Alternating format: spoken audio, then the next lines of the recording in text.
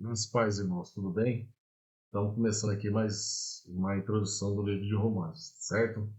Então nós vamos estar falando de alguns pontos sobre Romanos e passar um exercício no grupo, né? E aí a gente dá continuidade na exposição bíblica do livro de Romanos, capítulo por capítulo, beleza? Nós vamos dividir aí o capítulo 1, aí vamos começar a introdução do capítulo 1, mas antes eu preciso fazer uma introdução do livro de Romanos.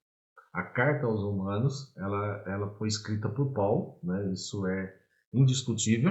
Então nós vamos ver a linguagem do livro de Romanos e até mesmo em Romanos capítulo 15, em Atos dos Apóstolos, nós vamos dar a evidência de que Paulo, nós vamos ter a evidência de que Paulo escreveu a carta aos Romanos. A igreja de Romanos, ela não foi uma igreja plantada por Paulo. Não, ela não foi uma igreja que se formou a partir das viagens missionárias de Paulo. Ela foi uma igreja que surge, né, a partir de um momento onde lá em Pentecostes, no dia de Pentecostes, no discurso de Pedro, em Atos capítulo 2, algumas pessoas que se converteram naquele dia e que vieram de Roma, se deslocaram para Roma novamente, e ali em Roma começou-se a reunir, né, outras pessoas compartilhando a respeito do Evangelho de Jesus Cristo. Então, há uma fala entre historiadores e teólogos que essa fala elas entram em um acordo. Qual é o acordo? Que onde há fé, fundamentos de fé, há reuniões e há comunhão acerca da fé para discutir sobre a fé e aprender sobre a fé, principalmente a fé em Jesus Cristo. Paulo, com esse intuito de falar com a igreja, né, trazer um ânimo para a igreja, porque isso era um desejo de Paulo, de poder ir até Roma, visitar a igreja, estar visitando os cristãos que estavam em Roma, principalmente os seus amigos que ele conheceu na Macedônia, que se dirigiram também, que foram até Roma para ajudar na fundamentação dessa congregação, logo depois que ela se inicia, que era também Priscila e Áquila, e alguns outros como que ele vai mencionar, né, como Adrônico, Júnias e Herodião, são pessoas que ele chama de parentes, né, os meus parentes, que havia um parentesco, que na verdade eram pessoas que eram da comunidade judaica, e Paulo ele trabalha dentro dessas duas perspectivas. Ele trabalha nas perspectivas tanto trazer uma linguagem para que haja um entendimento entre os judeus e uma linguagem que haja entendimento entre os gentios. E aí também trabalha uma linguagem que haja um entendimento entre aqueles que viviam dentro de um aspecto helenizado, né? Então, os judeus, nós conhecemos que eram judeus, que eram o povo da lei, Israel de Deus, povo de descendência de Abraão, né? Fundamentado na lei de Israel, tudo mais. E quem eram os gentios? Todo aquele que não era judeu, né? E quem eram os helenizados? Então, todo o povo a qual que nascia na Grécia, que era dentro de uma cultura politeísta, até mesmo romano, né, que os romanos eles eram aliados do movimento da Grécia e fundamentados dentro de um contexto filosófico entre Aristóteles, Platão, como e muitos outros aí como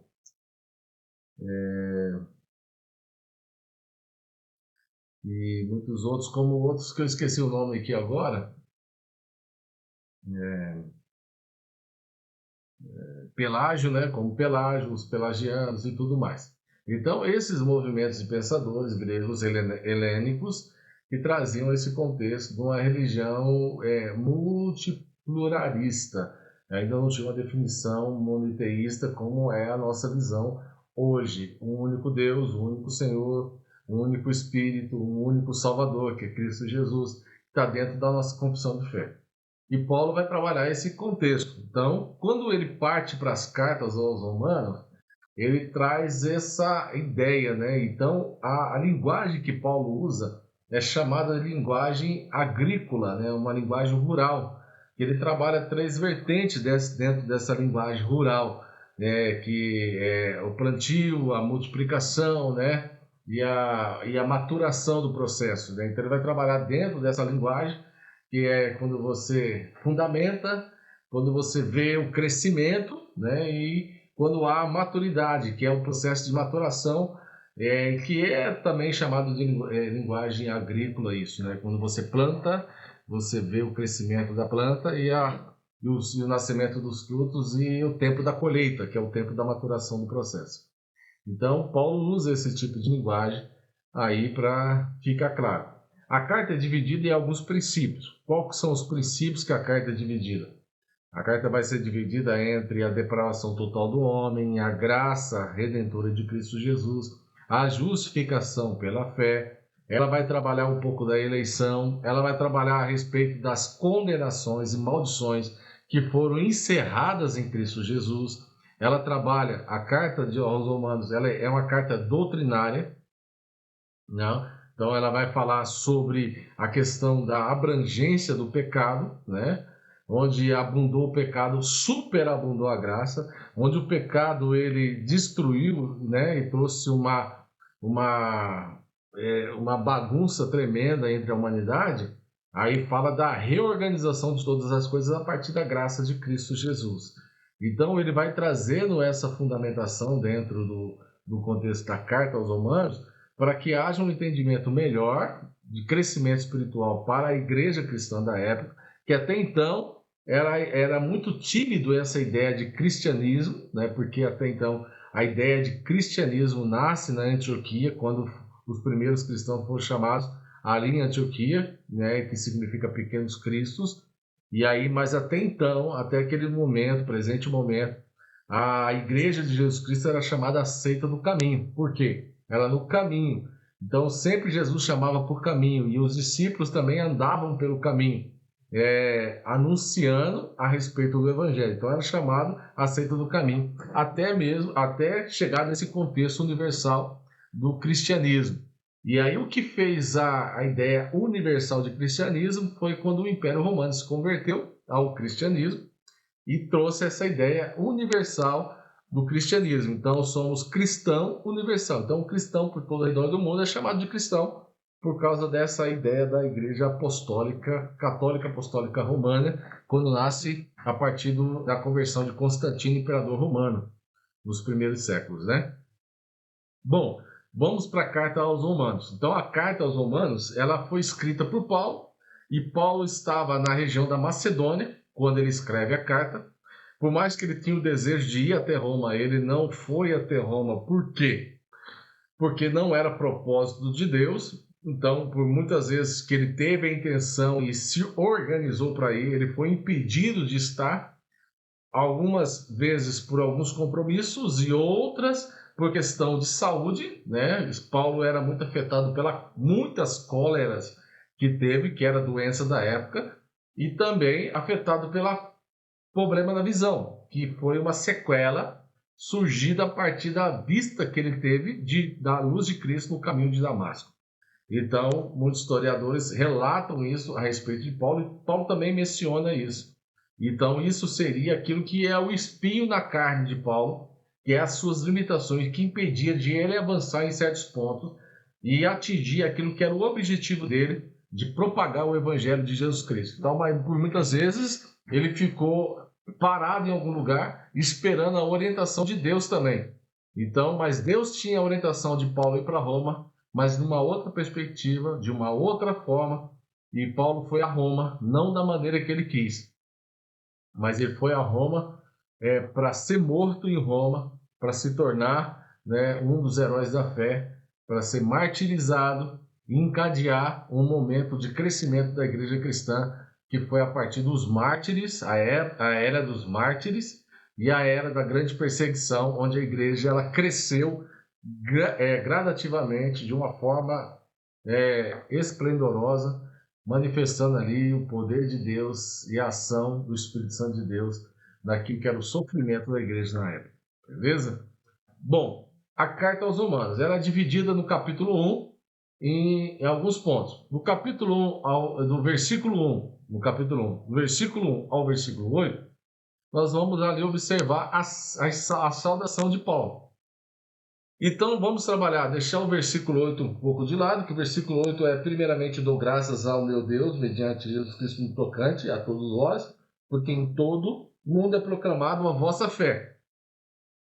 Então, mas ele abre essa saudação no versículo 8 para dar início a um ponto doutrinário das Escrituras, né, que é a depravação total do homem. Mas ele antes faz uma menção na sua saudação a respeito de algumas características do seu apostolado e do seu chamado.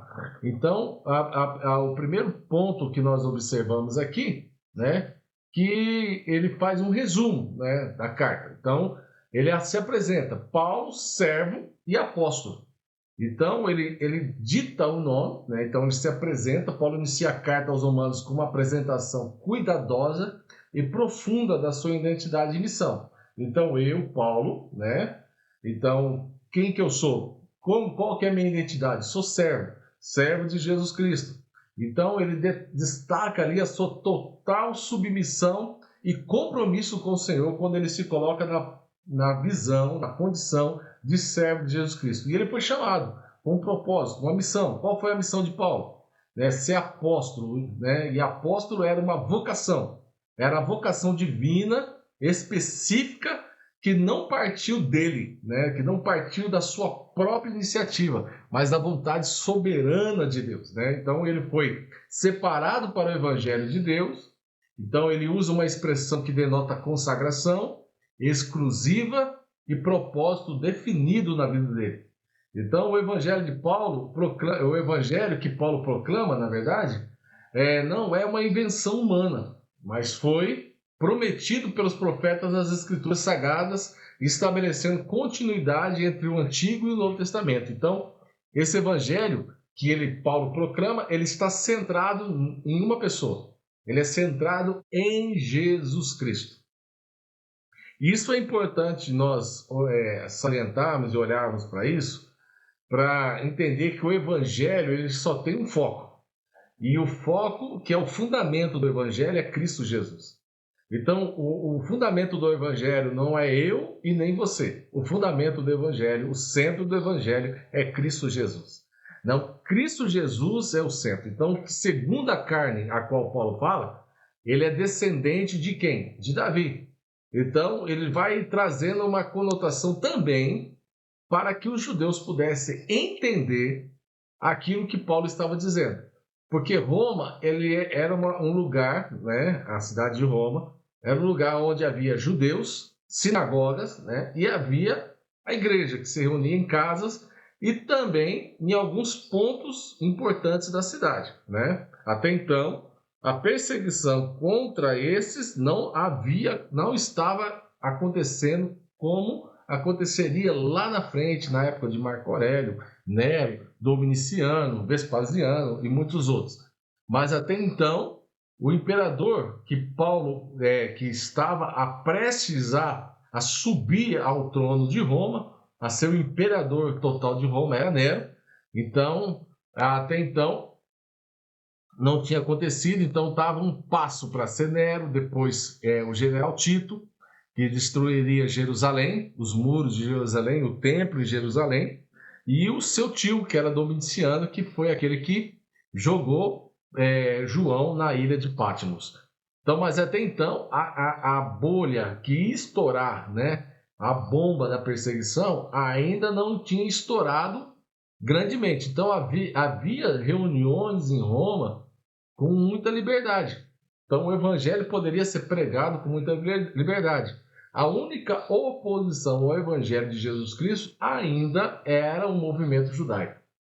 Mas Paulo vai trazer essa ideia para o movimento judaico, a ideologia judaica, a mentalidade judaica, dizendo que Jesus, em carne, ele era descendente de Davi. Isso é muito significativo, porque ele vai comprovar nas Escrituras, na profecia do Velho Testamento, da Torá, do Talmud, né? E Talmudim, ele vai falar sobre isso, que esses profetas do Antigo Testamento, os patriarcas, eles anunciavam a respeito desse que viria da raiz de Jessé, né, da raiz de Davi, que viria para ser o Messias. Então, esse esperado por Israel era Cristo Jesus, que é o centro da mensagem de Paulo, que é o centro do Evangelho. O Evangelho que se denota Evangelho de Jesus Cristo, né? Então, Paulo vem cumprindo as missões, as profecias messiânicas, e ele foi declarando que Jesus era filho de Deus com poder. Então, porque onde que está o poder de Jesus Cristo? O poder de Jesus Cristo está na sua ressurreição dentre os mortos, né? Então, a partir do momento que ele foi crucificado e ressurreto, então ele cumpriu um propósito. Então, ele recebe do Pai o poder, né? Fazendo com que o nome de Jesus, o Pai fez isso, o nome de Jesus estivesse acima de todo nome, né? No céu, na terra, acima de todo principado e potestade. Então, o nome de Jesus está acima de tudo. Então, o Pai entrega tudo a Jesus Cristo. Então, agora, a carta de Paulo e as outras cartas, como nós vamos ver lá em Efésios, Colossenses, Gálatas, nós vamos ver a ênfase que Paulo dá sobre o poder do Filho de Deus, que nasce a partir da sua ressurreição dentre os mortos, se tornando o primogênito entre os mortos e fazendo com que todas as coisas sejam redimidas aos seus pés, convergidas aos seus pés, porque o Pai aprova e o Pai dá a ele todo o poder no céu e na terra. Então, Jesus Cristo vai dizer isso também, lá em Mateus 28, versículo 18, quando ele diz: é-me dado todo o poder no céu e da terra, né? Ele vai dizer sobre isso também. Então, nós vemos no capítulo 1 também, dentro da saudação de Paulo, a missão de Paulo. Então, ele é um chamado aos romanos, né? Então, ele é falando sobre a graça apostólica, que Paulo recebeu graça e apostolado diretamente de Cristo, né? E capacitando-o para a sua missão extraordinária entre as nações. Ele vai falar sobre a missão que ele tem entre os gentios. Paulo veio para falar diretamente aos gentios. Então, ele foi levantado para alcançar esses gentios. Paulo era judeu, né? Fariseu, chamado fariseu dos fariseus. Um fariseu era um doutor da lei, um pastor, né, do rebanho de Israel. Cuidava das coisas, cuidava da lei, cuidava da sinagoga, cuidava da espiritualidade de Israel. E ele era um estudioso das Escrituras, né? Então, agora, por defesa das Escrituras, achando que a mensagem da graça de Cristo era uma heresia que batia de frente com a lei, ele vai à procura, né, vai em busca dos cristãos para matá-los, e aí tem um encontro com Jesus no caminho de Damasco, né? E aí Paulo é levantado como missionário entre os gentios. Então, o seu chamado específico era promover a obediência da fé entre todos os gentios, expandindo o reino de Deus além das fronteiras de Israel, né? Então, assim, inclusive, né? Então, ele vai trabalhar com a inclusão de Roma, né? Então, os cristãos em Roma fazem parte dessa grande missão apostólica de Paulo, né? Então, ele vai falar isso aos povos não judeus, né? Então, Paulo, então, oferece uma saudação característica aos seus destinatários, graça e paz, da parte de Deus, Pai do nosso Senhor Jesus Cristo. Ele os identifica como amados de Deus e chamados para serem santos, enfatizando tanto o amor divino quanto o chamado para uma vida de santidade e separação para Deus, né? Então, Paulo vai trabalhar dentro desse contexto. Então, a ação de graças e desejo de Paulo, nós olhamos no capítulo 1, entre o versículo 1 e 7, Paulo demonstra ali o seu profundo apreço e conexão espiritual ali com a igreja em Roma, né? Então, através da sua constante gratidão e intercessão. Ele agradece a Deus pela fé dos cristãos romanos, né, que se tornou notória e era conhecida em todo o mundo, né? Ele teve um testemunho extraordinário do poder transformador do Evangelho na capital do Império. Então, o apóstolo não apenas agradece, mas também ora constantemente por ele, servindo a Deus em seu espírito no Evangelho de seu Filho. E as suas orações, né, incluem um pedido persistente, poder visitá-los pessoalmente. Então, o propósito dessa visita desejada é nobre e mútuo. Então, Paulo tinha um desejo de estar ali com os irmãos, mas Paulo anseia por transmitir algum dom espiritual, né? Então, para que sejam fortalecidos na fé, humildemente ele reconhece que esse fortalecimento seria mútuo, pois ele também seria encorajado pela fé, seria derramada sobre a igreja. né? E a fé que ele mesmo compartilha. Então, essa reciprocidade revela o coração pastoral de Paulo e sua compreensão da comunhão cristã como fonte, né, da edificação da igreja, de uma edificação bilateral. Então, eu sou edificado à medida que você também é edificado. Então, Paulo entende nesse compartilhar da fé, ele também seria fortalecido da fé da mesma forma que ele fortaleceria a igreja, né, no contexto de Roma, né? Então, e o anseio de Paulo é por frutificação, né? Paulo revela aos romanos que não apenas desejava visitá-las, mas que ele planejou fazer isso muitas vezes. E até aquele momento, porém, havia sido impedido, como eu já disse aqui. Então, ele teve várias ocasiões que impediu de voltar ali, né? Então, várias ocasiões que impediu ele de concretizar os seus planos. Então, possivelmente, como eu já disse, doenças, compromissos e os outros que a gente conversou sobre isso aqui. Então, o objetivo da visita de Paulo era, claro, era colher frutos espirituais, né? Então, Paulo faz uma declaração profunda, né? Então, ele se considera devedor, porque a ansiedade, o anseio de Paulo de ver essa frutificação da igreja o faz devedor, porque ele tem uma mensagem para ser compartilhada e ele acredita que a mensagem a ser compartilhada fortaleceria a igreja de uma tal forma e traria ela para aquilo que na verdade era a direção correta que o Espírito Santo queria dar à igreja, que era o fundamento do Evangelho em Cristo Jesus, a centralidade de Cristo no Evangelho e a edificação pela fé, entendendo aquilo que era a graça de Deus, né? E toda a manifestação da graça via cruz do Calvário, que foi derramada sobre toda a humanidade, sobre o homem, né, com o perdão de pecado, com a ideia salvífica do Evangelho, né? Então, Paulo faz uma declaração profunda sobre a amplitude da sua missão. Então, ele considera devedor, então ele considera-se obrigado a pregar o Evangelho a todos, sem distinção. Então, ele não tinha distinção, ele pregava para todos, gregos, bárbaros, sábios, ignorantes, ele pregava para todos. Então, essa universalidade do Evangelho ela é fundamental na teologia paulina, né? E aí ele vai trabalhar aí depois o Evangelho e o poder do Evangelho.